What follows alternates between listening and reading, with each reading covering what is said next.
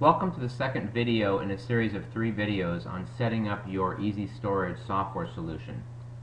In this video, I will be covering how to set up a new client in the software and how to rent a unit to that client. In the first video, I showed you how to set up your unit types and your unit numbers. If you haven't done that yet, make sure you go back and watch video 1 and set up the unit types and unit numbers completely before entering in any new clients. Go ahead and log into the software, and we're going to go to the Customer tab. I've already created one customer in here. I'm going to click on New Customer.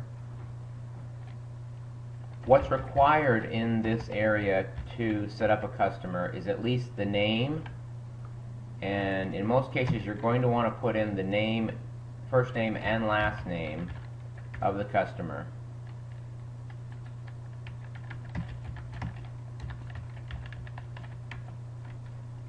The city and state are required, the zip, and at least one phone number.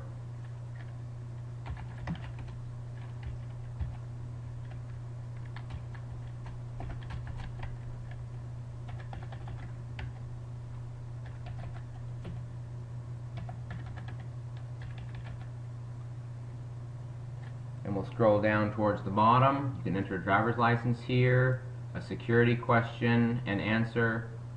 This is for your reference only so that you can verify who it is you're talking to on the phone. There you can set up text message reminders that will remind them when their bill is due.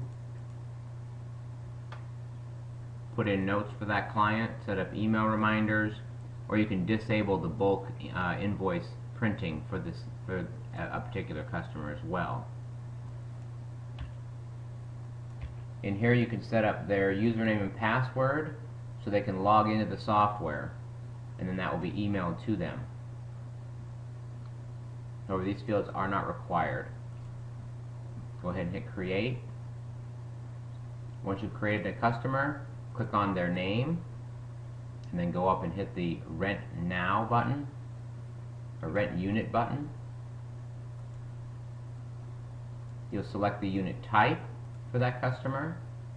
You can choose to have the unit automatically selected, and then it will just go through them in order. I'll go ahead and just click on the first one.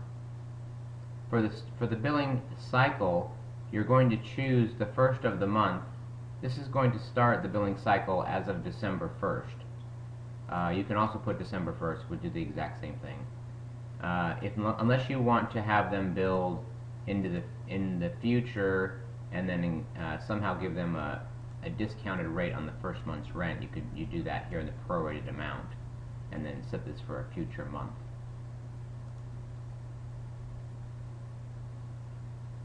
In this case, we're going to pretend that we're setting up an existing client who's already been with the company for a while. So I'm going to leave them at December 1st for their first billing cycle. They've already paid this month's rent. They did make a deposit, but I don't want to charge them for that deposit.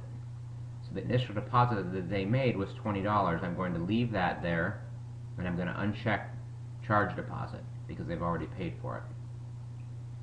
Under prorated, I will put in an amount here if they currently had a balance due for an existing customer, or for a new customer you would put in the prorated amount for the existing month.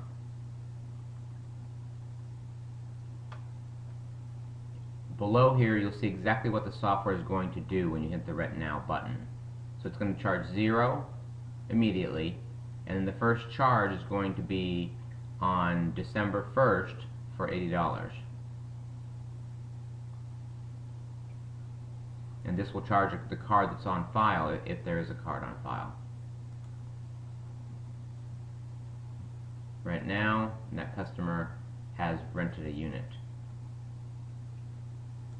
If you do have a credit card that you want to put on file for Mike Smith, just go to the credit card box once his field has been created, and then put in his first name, last name, and credit card number. This card will be used for the reoccurring billing and will be billed on the billing date. And that's how to set up a client and rent a new unit. The next video will be on how to customize the marketing side of the site and how to set up other features like maps and things like that in the front end of the software. Thank you.